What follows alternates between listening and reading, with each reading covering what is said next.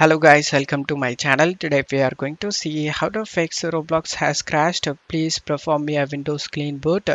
Let's fix it guys. I just need to go to search menu and type system configuration. Click on open it.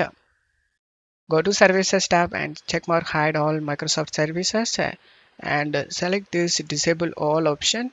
And now you just need to enable the services related to your graphics card.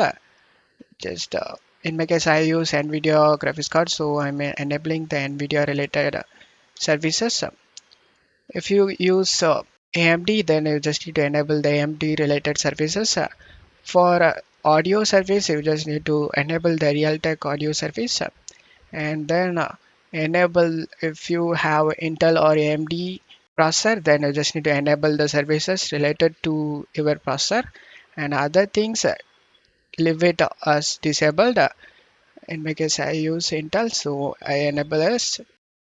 Just scroll down and make sure about that. Any other Intel related services here or anything, you just need to make sure you checked everything and then select the startup tab and select open task manager.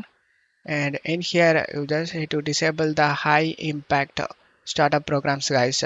In here you can able to see high impact in startup impact option. If you see high impact any programs, then right click and disable option.